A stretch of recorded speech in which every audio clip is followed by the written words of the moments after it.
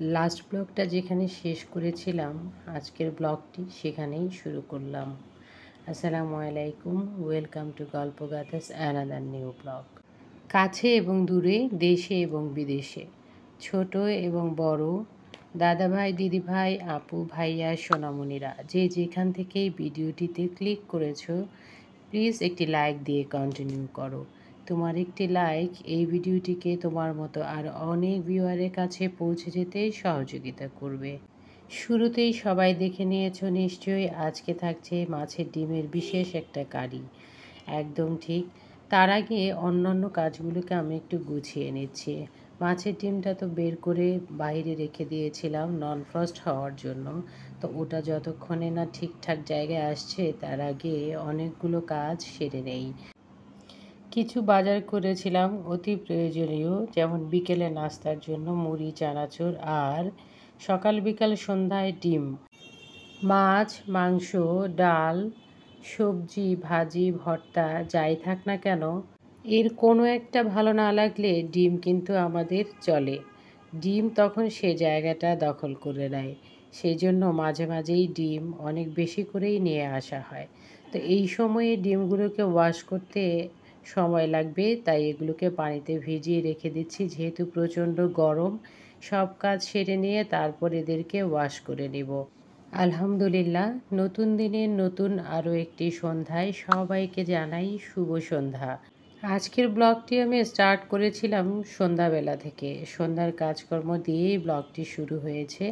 সেই জন্য সবাইকে জানাই শুভ সন্ধ্যা। নতুন আরও একটি সন্ধ্যায় সবাইকে আমার ব্লগে স্বাগতম। আশা করছি সবাই অনেক অনেক ভালো আছেন। আলহামদুলিল্লাহ, আপনাদের দোয়ায় এবং সৃষ্টিকর্তার রহমতে আমি ভালো আছি। নতুন বন্ধু, আপনি যখন আজকে প্রথম ভিডিওটি ক্লিক করে ভিডিওতে অন করেছেন, তখন বলবো লাইক দিয়ে সাবস্ক্রাইব করে বেল বাটনটিকে অন করে রাখুন। বেল বাটনের পাশে থাকা অল অপশনটিকে আপনি সিলেক্ট করে নিতে পারেন। এতে করে আমি যখনই ভিডিও আপলোড করব আপনার কাছে পৌঁছে যাবে, আর আপনি আপনার ইচ্ছে মতো কিংবা প্রথমে ভিডিওটিকে ওয়াচ করতে পারবেন। ভিডিও তো অনেক করা থাকে, কিন্তু ভয়েস ওভার করার জন্য সেই ভিডিওগুলো আপলোড দেওয়া হচ্ছে না। অনেক ভিডিও জমে গিয়েছে। আশেপাশে এত সাউন্ড, কখনো হকার মামা, কখনো হেলিকপ্টার চালক ভাইয়া, তাদের ইচ্ছে মতো চলতে থাকে। আমি জানি আমার প্রিয় বন্ধুরা, ভাইয়ারা, বৌদি, দিদি ভাইরা এবং ছোট্ট সোনামণিরা যারা আমার ভিডিও ওয়াচ করে, তারা এই শব্দগুলোকে ইগনোর করে শেষ পর্যন্ত এই ছোট্ট ভিডিওটির সাথেই থাকবে। রান্নাঘরে রান্না করতে গেলে কখনো হলুদ শেষ হয়ে যায়, চা বানাতে গেলে কখনো চাপাতি কিংবা দুধ গুঁড়ো শেষ হয়ে যায়। তো সেগুলোকেও আমি ফাঁকে ফাঁকে রিফিল করে নিয়েছি। ফাঁকি ঝুঁকি দিয়ে সিঙ্কের মধ্যে রেখে ওগুলোকে রিফিল করেছি। তবে মজার ব্যাপার হলো আজকে কিন্তু কোনো রকমই বেশি কিছু পড়ে যায়নি।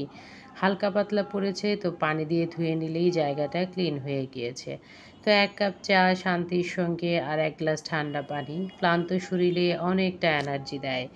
একটি লাইক যেমন উৎসাহ দেয়, ঠিক তেমনি ভিডিও রিলেটেড একটি সুন্দর কমেন্ট একজন কন্টেন্ট ক্রিয়েটরকে নতুন কন্টেন্ট তৈরি করতে অনেক বেশি উৎসাহিত করে এবং ভালোবাসা দেয়। একটি কমেন্ট এবং একটি লাইক একজন ইউটিউবারের জন্য অনেক গুরুত্বপূর্ণ। তাই মাঝে মাঝেই আমি কাজের ফাঁকে আমার বন্ধুদের লাইক এবং কমেন্টের কথা মনে করিয়ে দেই। এখন পর্যন্ত দেখানো কোনো অংশ যদি ভালো লেগে যায়, তাহলে ছোট্ট একটা কমেন্ট করে আমাকে জানিয়ে দিতে পারো কোন অংশটুকু তোমার ভালো লেগেছে। মাছের ডিমটাকে সব মশলা মাখিয়ে চুলোর উপর দিয়ে এসেছি, আর এরই ফাঁকে দিয়ে দিয়েছি মেশিনে কাপড়গুলো। আজ আর এগুলো বের করব না। ইনশাল্লাহ সৃষ্টিকর্তা যদি নতুন সূর্য দেখান, তাহলে আগামীকাল সূর্যের সঙ্গে এদের এবং আমার একই সঙ্গে দেখা হবে।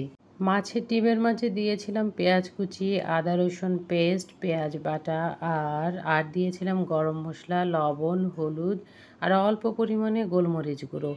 কারণ লাল মরিচ গুঁড়োটা দেইনি ইচ্ছে করেই, কারণ কালারটা চেঞ্জ হয়ে যাবে। নামিয়ে নিয়েছি। ওটা যতক্ষণে ঠান্ডা হয়েছে ততক্ষণে অফ ক্যামেরায় আমি অনেক কাজ করে নিয়েছি। এটাকে আনমোল্ড করে নিয়েছি, কেক কিংবা পুডিং যেভাবে আমরা আনমোল্ড করি সেভাবে। তো তো নামিয়ে নিয়ে ঠান্ডা হওয়ার পর এদেরকে পিৎজার মতো করে আমি কেটে নিয়েছি। ডিমটাকে হাত দিয়ে ভালো করে চটকে তার সঙ্গে মশলাগুলোকে মিশিয়ে তেলের উপর অল্প আঁচে ঢেকে এভাবে এটাকে পিৎজার মতো করে কেটে নিয়েছি।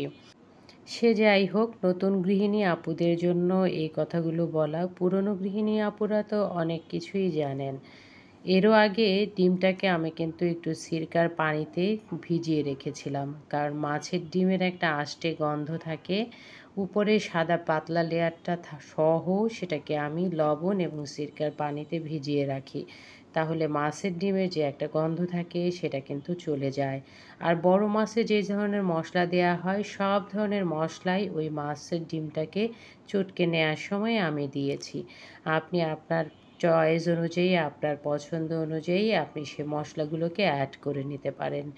এভাবে মাছের ডিম রান্না করলে খেতে অসাধারণ হয় এবং নতুন নতুন রেসিপি ট্রাই করলে বাসায় যারা মাছ খেতে চায় না, মাছের ডিম খেতে চায় না, তাদের কাছেও বেশ ভালো লাগতে পারে। ট্রাই করে দেখতে পারেন। আমার বাসায় তো সবাই ভীষণ পছন্দ করেছিল।